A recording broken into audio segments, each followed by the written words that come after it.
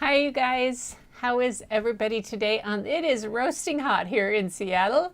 It was just 99 degrees outside at our house, or near Seattle, down here in Long Branch. And our thermometer for our house is on the north side of the house in the shade, and it was 99. Woohoo! Yeah, beautiful. One more day of this we're supposed to have, and then it's supposed to break. But it's still pretty special when you have it that warm. It's actually not bad.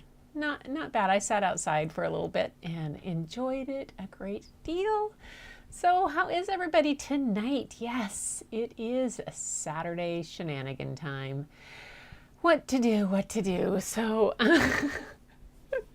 yeah, I was so enamored last night with the book that on Orca Chief that Roy Henry Vickers did, that I kind of went with another one, but by a different author. But I'm going to check in with everybody and see who's doing what. So Angel's here, Crunchberry's Playhouse. Yay, I'm here. I win. I win. Yay. Angel, I can hear you just in my head going, I win. And Tamra's here. Hi, Tamra. Oh, it's good to have you here. And you look at Angie. Oh, you two starting off. You two are starting off already. Oh, funny. Hi, Gail. And welcome. How are you? Man. There we go, Tamara. And so I've been really busy today. I haven't checked anything at all. So if things got sent in, we're going to do those all tomorrow night, because tomorrow I have some time. Today was classes. Doc had his live on his Let's Get Live Doc Rock channel, and he did a Canva tutorial and had a bunch of us in Discord in the background going along with him while he did his live stream. It was fun, but it was challenging since Discord is a challenge to me, but I'm getting there. And then I had some classes this afternoon, so that was fun too. So, yay! How are you this fine day? Larry and Angela, are you guys down on the property? Smells like elk in the hood. Oh, you are down on the property, the elk down there. Shenanigans, yay. Oh my goodness.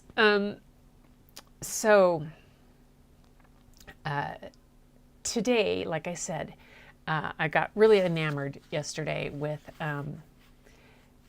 the book Orca Chief.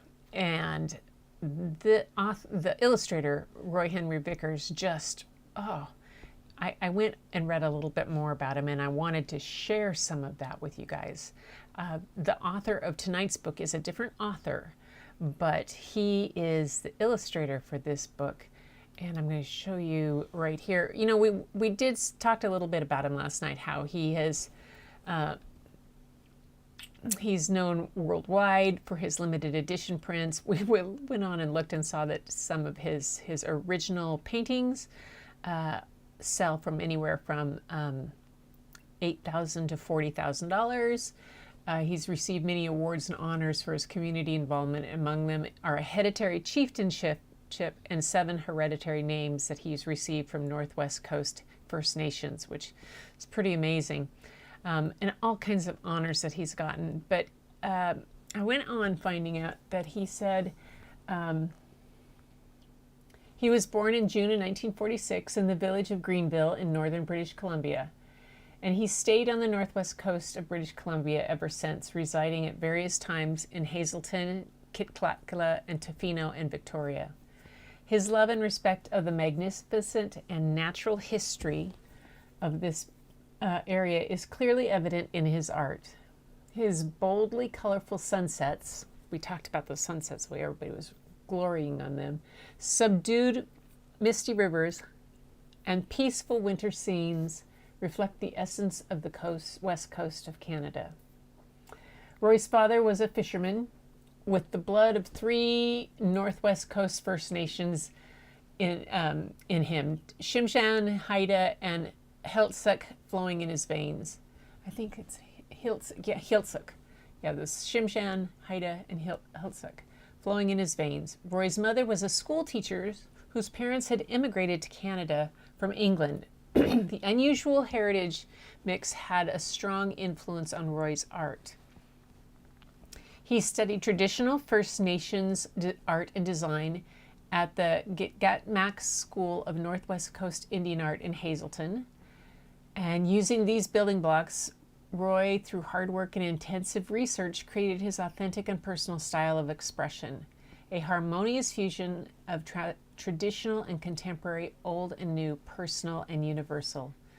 In many of his pieces, Roy uses superimposed shadow images that add another layer of depth, history, and myth to his clear, clean images. His signature eagle moon and various suns appear on many pieces as well. Cool. So he says, success and diversity. The success of Roy's gallery is a remarkable example of the universal appeal of his art. The gallery is a traditional Northwest Coast longhouse Roy built in 1986 in the village of Tofino on the extreme west coast of Vancouver Island. An artist-owned gallery was and still is a rarity and at best a risky business, let alone one built far away from the media and the art-buying public. Today, Roy Henry Vickers Gallery welcomes more than 500,000 visitors a year from around the world, and it's one of the area's main attractions. Wow. He's completed more than 26 totem poles, including the 10-meter, 30-foot salmon totem for the 1994 Commonwealth Games Aquatic Center near Victoria. In addition, Roy was the artistic advisor to the architects and designers of the entire venue. Wow. Man. Oh, and he was the advisor for the Vancouver International Airport's new terminal, and he was also commissioned to create retail storefronts at both the domestic and international terminals. That's very cool. This is just amazing. This is a place I want to go. I really want to go there. The book, though, there's not as much about the author. It was written that we're reading tonight is by Kay Weisman, but I kind of like her, and I think you'll know why. Kay Weisman is a librarian who's worked in elementary schools, yes, and public library youth services departments. She's a long-standing reviewer for Book List and has contributed articles to various journals, including Book Links, Novelist, and School Library Monthly. Her research for this picture book debut included traveling to several sea gardens to observe archaeologists and marine ecologists at work. Kay lives in Vancouver. Very cool. So this book, yeah. So this book is called If You Want to Visit a Sea Garden. And if you live in tidal areas where you've ever been the tides, this will speak to you, because these are very cool places and you don't get to see them very often unless it's a really low tide. But they're sure spectacular when you do, and that's what I wanted to say.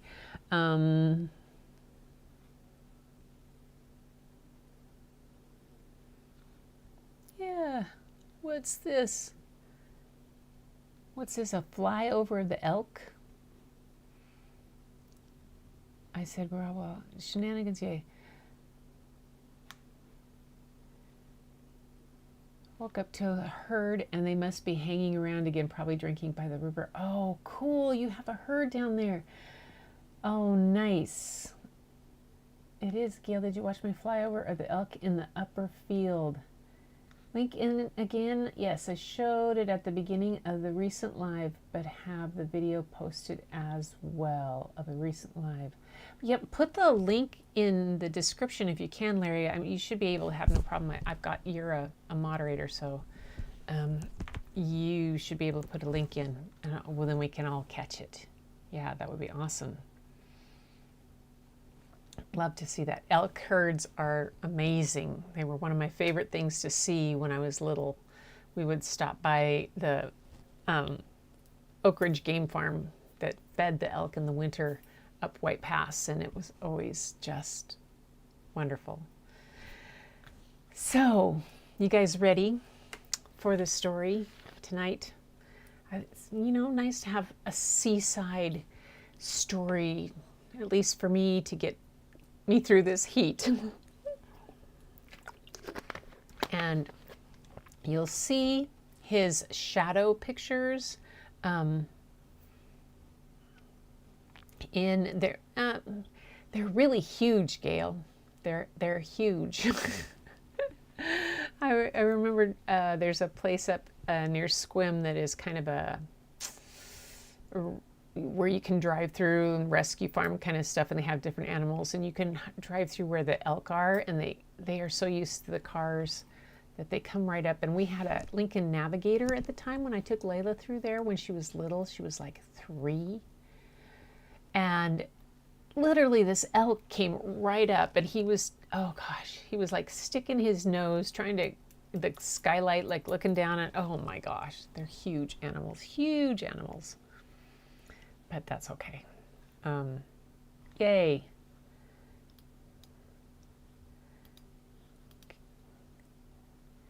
I'll screen it. Let's see.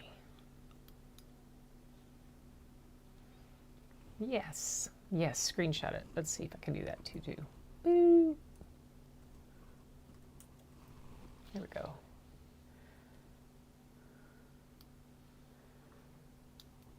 There we go. I got it.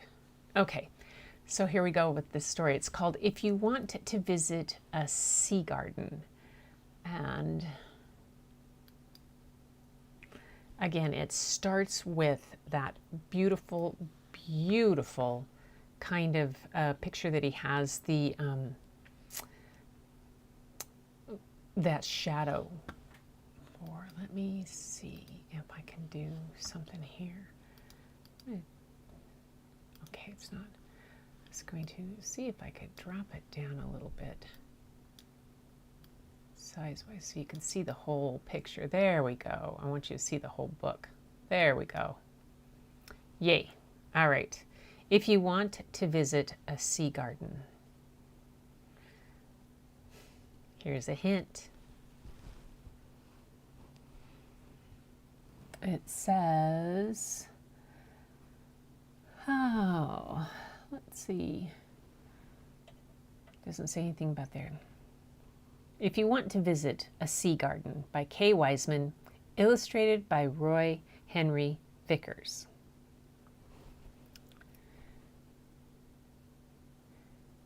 To Quaxilatala Wathala clan chief Adam Dick, who first explained sea gardens to the rest of us and to all sea gardeners past, present, and future. And Roy said it was a joy and an honor to work on this book with Kay Weisman at the time when we were giving more credence to the Indigenous nations of Canada. It is important to learn how nations lived for thousands of years in harmony with nature. I dedicate my work as an artist here to the ancestors who passed down their wealth of knowledge and artistic expression. Cool. Oh, look at that. I love his color palette.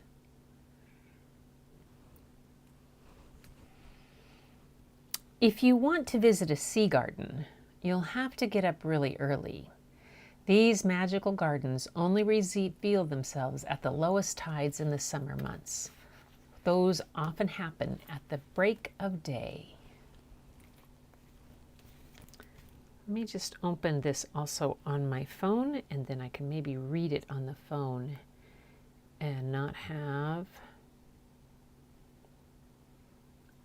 you guys have to see the blank page. I wanted to have the whole page there for you guys so that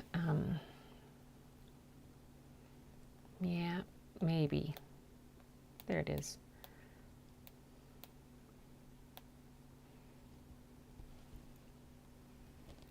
There we go. Hop into the boat and zip up your life jacket. Do you see the watermarks along the shore left by the last high tide?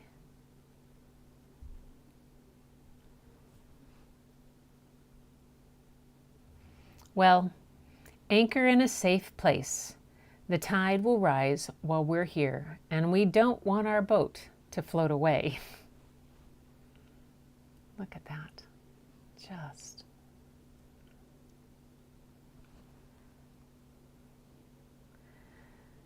Listen closely for the symphony of clams welcoming us to the beach.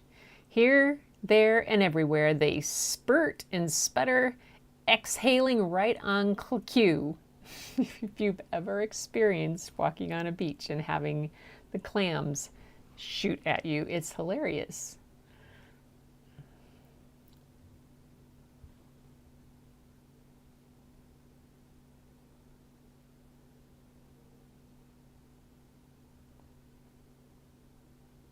Step carefully so you don't slip on the rocks.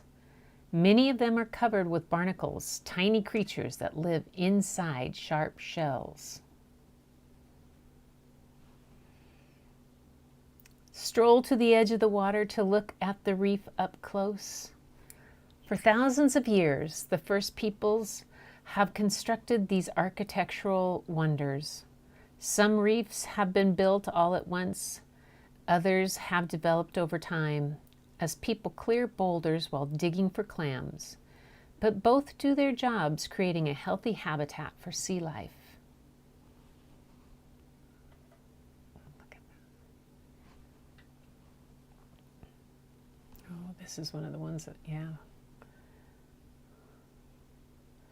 If you perch near the top of the wall, you can see the creatures on both sides.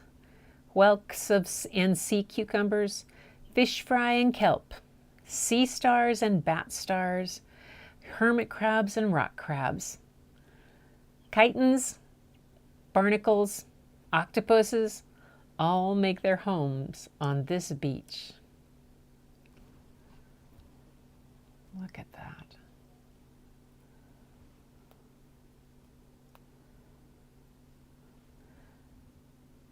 Look at the squirting holes that announce, clams live here.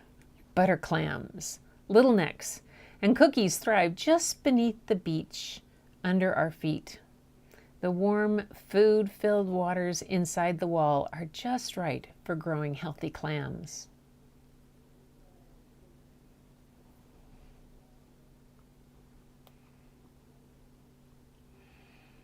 Imagine the generations of first peoples who have maintained this wall in order to feed their families. They have come here to build and care for the sea garden, harvest and eat clams, and share stories and knowledge about this special place.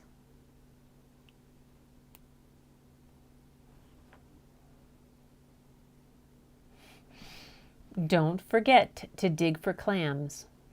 You can use a U-stick, fork, or shovel to collect these tasty mollusks.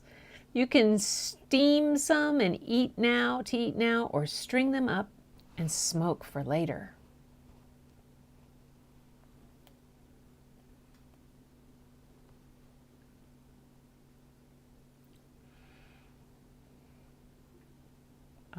Oops, here.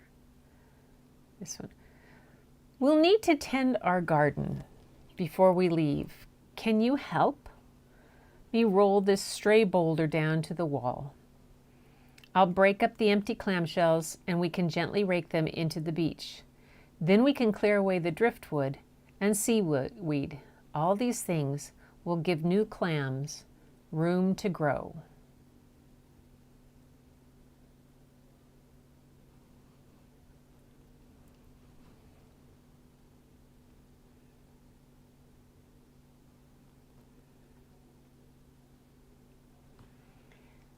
You'll be surprised how quickly the tide changes, submerging the reef again.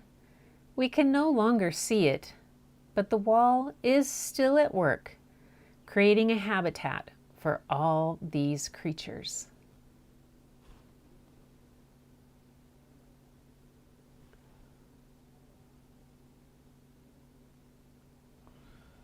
If you want to visit a sea garden, you'll have to get up really early, but it will be worth it.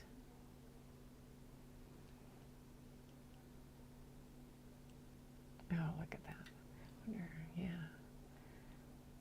That's 2 pages. I wonder if I can drop that one down. Hang on, just behave. Nope, that's one. It's not going to do it. So here it says more about the sea gardens. Sea gardens, also known as clam gardens, have been found all along the Pacific Northwest coast from Puget Sound in Washington State through British Columbia and northward to Alaska. Indigenous peoples have their own names for these special places. This term sea garden is used here because these sites are home to many kinds of edible marine life in addition to clams. These human-constructed reefs are composed of boulders lined up at the lowest tide line and often stretch between outcroppings of bedrock. The walls range from just a few feet, less than 1 meter, to nearly a mile in length, and many stand about 3 feet high. Archaeologists have determined that some of these walls are at least 3,500 years old. Since their construction, managed sea gardens have provided the people of the Northwest coast with a dependable source of food. Clams in particular are a rich source of lean protein year-round, although many sea gardens have fallen into disuse in recent years. Scientists studying sea gardens have confirmed that much traditional indigenous knowledge about these reefs also mirrors best scientific practice. Ecologists have determined that a gently sloped sea garden can yield up to 4 times the number of butter clams, wow, and more than twice as many little neck clams as a similarly sized, unmodified beach. Moreover, clams in sea gardens grow faster than their counterparts in non-walled beaches, especially when larger clams are harvested regularly, providing smaller clams with additional growing space. Clearly, coastal peoples have a long history of successful, sustainable resource managers. Additionally, sea gardens have always been places of learning. Extended families and communities gather at these sites to harvest and eat clams and to transfer information.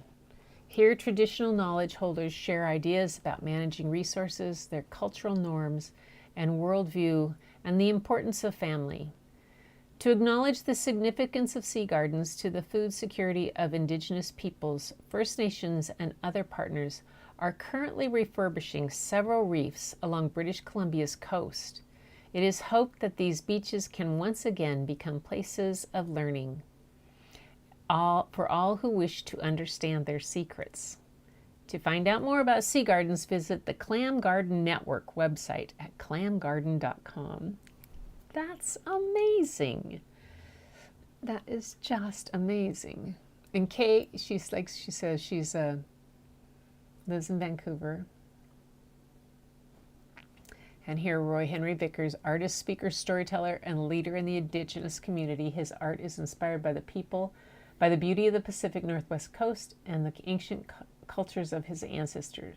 He carries the chieftainship, Tlakwaga, from the House of Walkus in, I don't know how to say that one. I can do pretty well sometimes.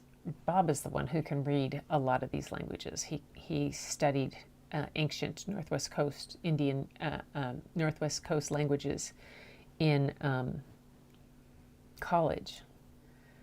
Roy also received the Order of British Columbia and the Order of Canada for his involvement in the community, and he holds an honorary Doctor of Letters from York University in Toronto. His art, including a painting gifted to Queen Elizabeth II, can be found in collections around the world. Wow, that's pretty spectacular. Oh, okay. Now I have to close this one. And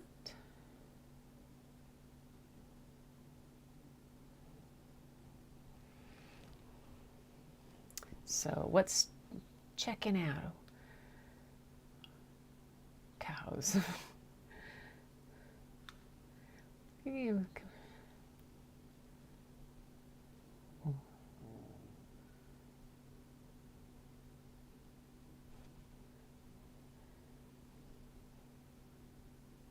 Oh my goodness, they're so quiet. Who knew, Tam? They're as big as horses or even bigger. Yeah, they're huge. Elk. Yeah, they're very impressive animals. And it was one of the things that, elk used to come down into the orchard, and they would come down, and it's why the farmers in Eastern Washington started feeding them so that they wouldn't come into the orchards. Because they are so tall and so big, they can really decimate an apple tree of all the apples in it, and a lot higher than you think. So, and then they'll stand on their hind legs too to get up higher, like deer will.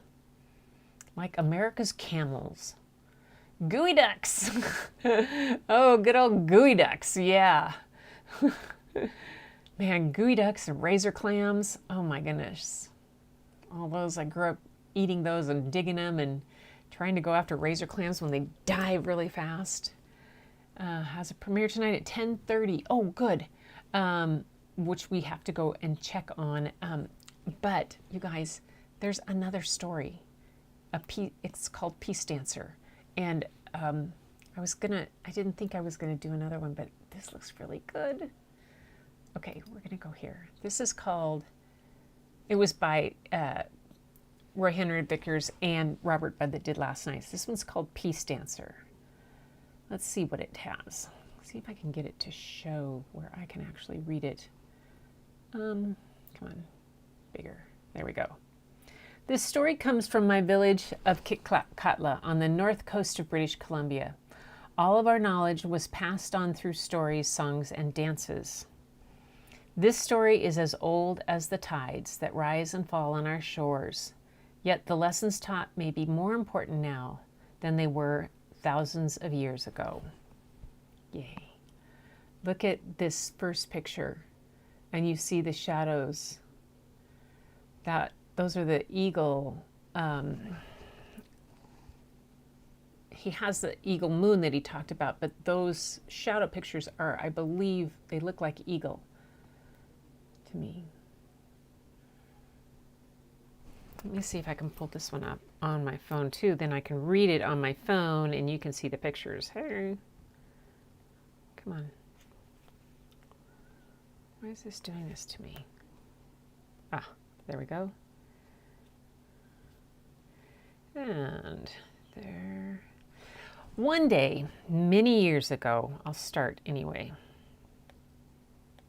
Where did it go? Where did it go? Oh, book. There we go. Yay.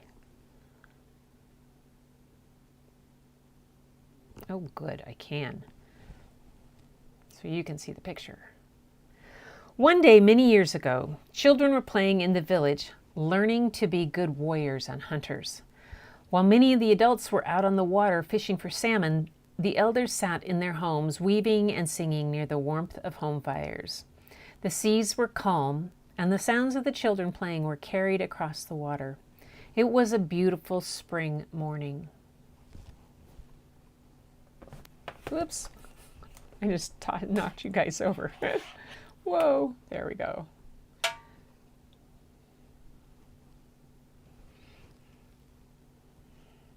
The children decided to make a trap. A boy brought a bentwood cedar storage box that an artist had made. A girl brought a small stick that she found lying amidst the kelp on the beach. The children worked together, tying a cedar bark string to the stick.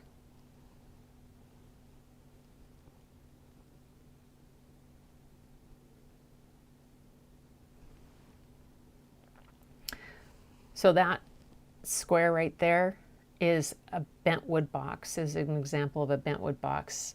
Tomorrow night I'll get my other book and bring it down and show you what an original bentwood box looks like. They are a type of box that is carved out of cedar, and it's a single piece of cedar is taken and heated and steamed and then edged, sliced, so that they bend it around so that it makes all four edges to be the bentwood box, and they're absolutely fabulous.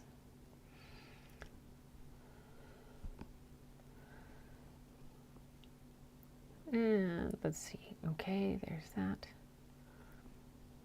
One of the boys ran home and grabbed some bread to put on the ground close to some bushes. The cedar box was placed carefully over the bread. The stick with the string held up the box so that the quick tug on the string would cause the box to fall and trap whatever came along to eat. The children hid behind the bushes, holding the string in silence. You can see the shadow of the child in the bushes.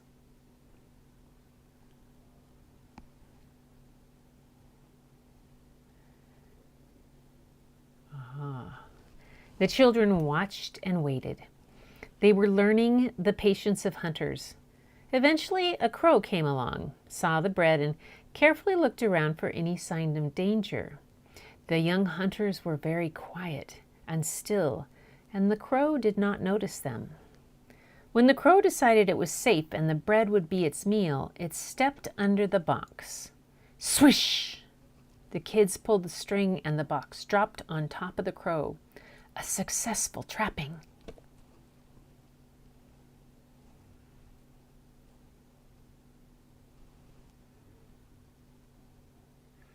The children should have set the crow free. Instead, they tied a string to its foot so that it could not get away and pulled feathers from its wings. When they saw that it could still fly, they pulled the crow back and removed more feathers. Before long, the ground was covered with feathers, and the crow could no longer fly. These children were not taught that we must respect all life.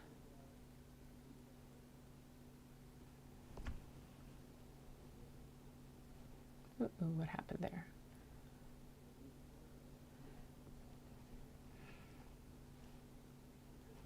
I lost some. Okay.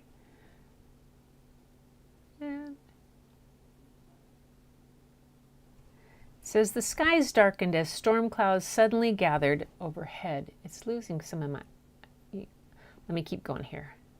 Oops. The sky darkened and storm clouds suddenly gathered overhead.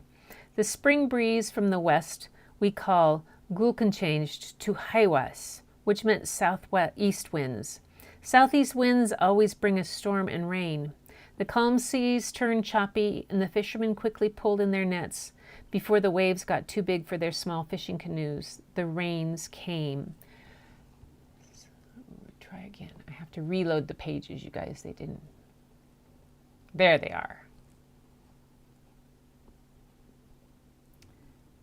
Come on. There we go.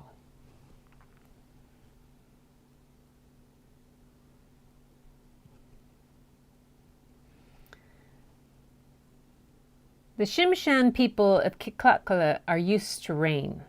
The name Shimshan actually means in the rain. Many days of wet weather are normal for those born in the rain, but this storm did not stop. Day after day, week after week, the storm continued. Waves crashed on the shore and pounded the village. Then the floodwaters.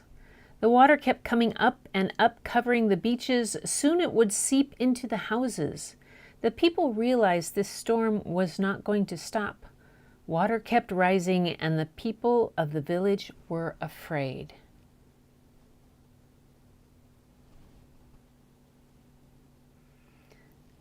The people realized that they could not stay in their homes. Everyone in the village got into their biggest canoes.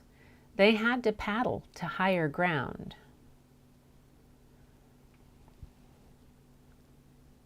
The canoes were thrown this way and that in the stormy seas. The waters were rising swiftly, but the canoes made it to the tall mountain not far from Kitkatla.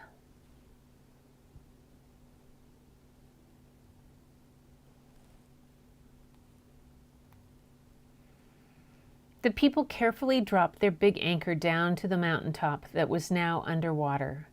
They passed ropes from canoe to canoe, holding them all together.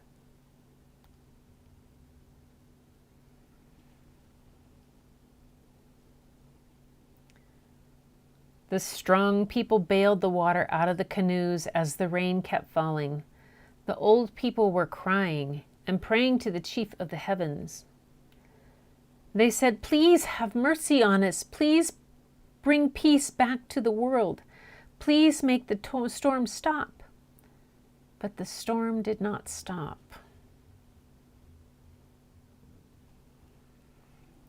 Finally, one of the elders fell asleep. When she woke up, she declared to the others, "I had a vision. I see our return home. We have really lost our way. We have not taught our children love and respect. The Creator is angry with our behavior." Then the people prayed and promised the Chief of the Heavens that they would return to the laws of the ancestors, the laws of love and respect.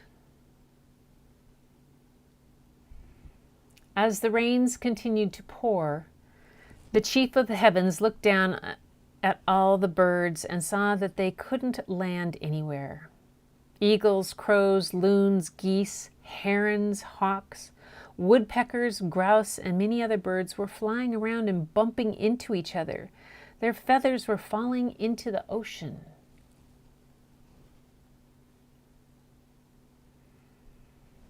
The Chief of the Heavens said, here it is, "There is no reason for the animals to suffer because the people have lost their way. I have heard the people's prayers and promises that they will change, so I will bring peace back to the world." And the Chief of the Heavens felt love and compassion, and the storm ended and the winds stopped. As the sun broke out through the clouds, the flood waters went down,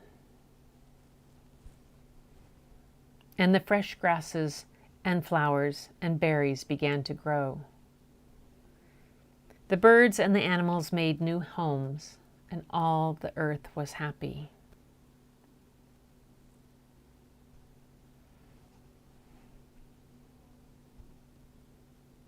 Look at that.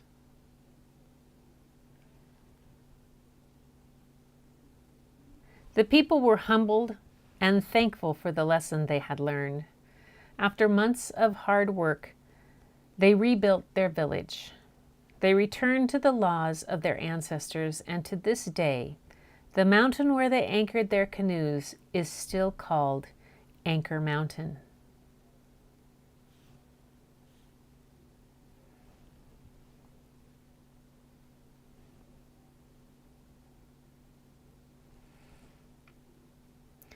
After village life resumed, there was a meeting of the elders and chiefs.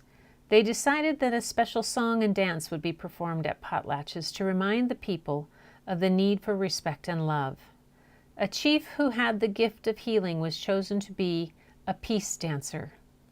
The peace dancer shakes out eagle down to remind everyone of the waters that covered the earth when birds' feathers were falling to the sea. You can see on the shadow dancers on either side of him. And if I remember right, in his art gallery,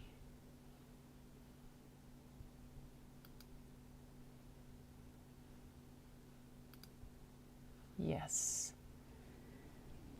he says, "The first time I saw the peace dance, I was a young man attending my first potlatch. I asked one of the elders who was sitting with me at the feast why the dancer was shaking out eagle down. The answer was, he is blessing the people. I wondered for many years what blessing the people meant.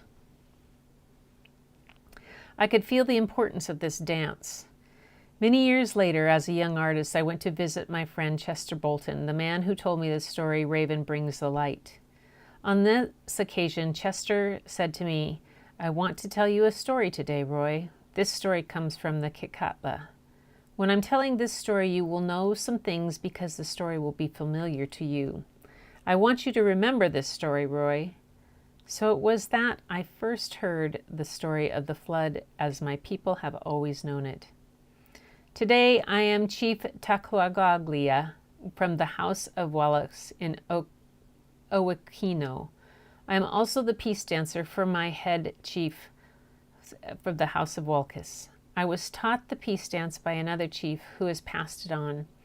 When I was initiated as a peace dancer, my first dance was at the feast in Waglicia, or Bella Bella. Oh, I know Bella Bella.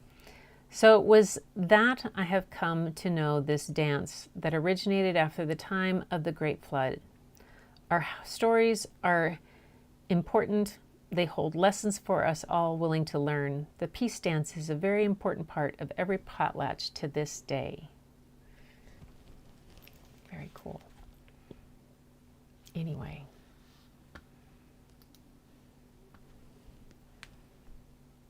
I worry that people have forgotten that. Yeah.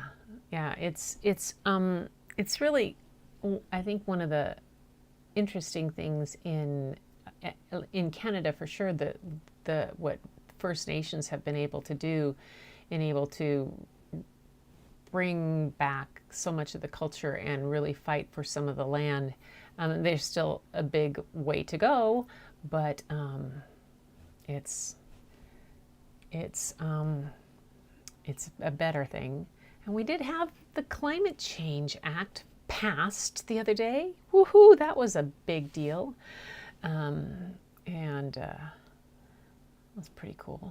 Love Nathan's art. Yeah. Love and respect. So I hope you guys enjoyed that. These are kind of fun. There's another couple that I have that I'll share. I've got one chosen already for tomorrow night that I posted. Tomorrow at 5, Larry, you guys have your live at 5, right? Correct? If I'm wrong. And it usually goes from 5 to 6. Am I right? Tell me if I'm right. Or a little after that. I know Sparkle is doing her first live tomorrow night at 6:30, so I was thinking about moving mine earlier to like 6 so that I didn't go over and we could go to Sparkle's. But I don't, mine, the book I have is about 15 or 20 minutes. So what do you think, Larry? Are you guys more than an hour? Because if not, I won't move it, because I don't want to lap over on yours. But even if I moved it to like 6:15 and then could go through it and then hop off and get to Sparkles, although I don't know how long her live is going to be. What do you think? Should I just stay where we are or move it? It's up to you guys. You're my tribe here.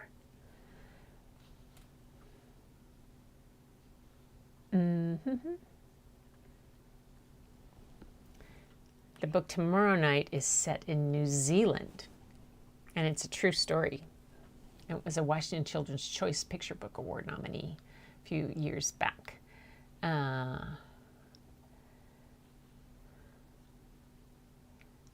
So I'm waiting for an idea. So I need sometimes, but we can keep it short. Oh, you know what? I'll tell you what. You guys go from 5. I'll put mine in to start like at 6:10.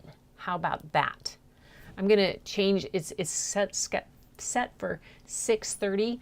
I'll set mine for 6:10, and then I can get through this story and still have time to hop over to Sparkles and all of that, and have what I want to do, because I want to be at your guys's, and then I'll do this. I want to honor this time with you guys too, and still tell the story, and it's kind of fun. So how about if I do that? So I'll set mine for 6:10, woohoo, and then we'll head over to Sparkles. But tonight we're going to head over to Nathan's and Tamara's land for his. So there is that. And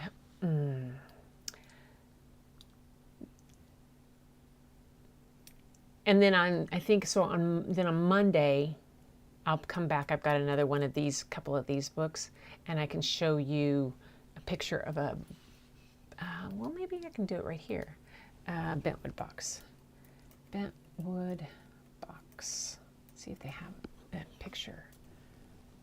Oh, there's some here. So I'll take you to screen share real quick. So you guys see these bentwood boxes in Native Bowls, Spirits of the Northwest Coast page. So these are bentwood boxes somebody has for sale. And you can see them sometimes at different museums around, but they're made out of one piece of wood that is bent around, and they're just to have seen some just absolutely amazing. Model cedar canoe, to how they take this and take a piece of cedar, and it's not that thick, and manage to bend it around and steam it and slice it and steam it and slice it and bend it and then paint them. These are cool. They're conventionally carved boxes, chests, and other containers were used for storing cooking food, as well as ceremonial clothes, masks, and other treasures. Also used for box burials and other type of funeral ceremonies. Bentwood boxes and other containers are often elaborately carved and painted. So these are from the following carvings and sculptures are mainly inspired by the Haida and Kwakiutl or Kwakiaka traditions. Here it says, each box is made from one plank of wood that is steamed at 3 corners and bent around to form a box. The 4th joining corner is usually doweled with wooden pegs or copper nails. They are usually fitted with a bottom which is doweled on and a lid, and the bottom, if I remember, is steamed on too to fit just perfectly, and then it steams so it expanded and then it shrinks in. They're just they've been making them for thousands of years. It's amazing. So anyway, that was what I wanted to show you. All right, you guys, we're gonna go head off to Nathan's. It's time to head to Australia for another live to see what he's up to. And I will be seeing you guys probably tomorrow at Larry and Angel's Crunchberry's Playhouse, 5 o'clock live. I'm going to change my time from 6:30 to 6:10 so that we can get it there. And then I know Sparkle has her first live, and I thought it would be nice to hop onto that one, surprise her. She's a little nervous over it, but that's okay. Anyway, you guys, thank you so much. I hope you really enjoyed these stories. And that, oh, Linda, you're fine. Linda, I was just telling you, I'm going to go start early tomorrow night at 6:10 because Larry and Angel have theirs from 5 to 6, and then I'll hop on, start mine right after theirs, and then Lori Fitzer Sparkle has her first live at 6:30. So that's what I'm going to do. And we're heading over to Nathan's, The Fine Art of Distraction, now for his live. It's Saturday shenanigan party time. Yay. Yes, Linda. Come back later. All right, you guys. Everybody, take care. We'll see you soon. And until next time, oops, keep looking for the beauty hidden in plain sight. It's all around you. It's in your hearts. It's in your mirror. And share the love. And I will see you soon.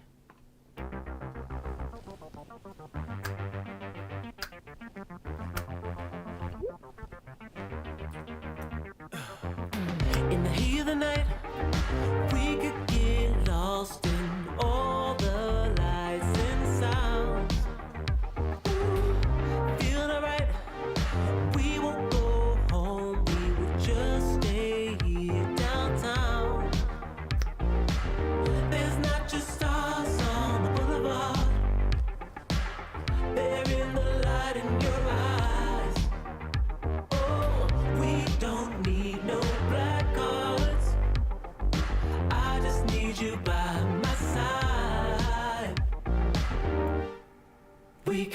shame.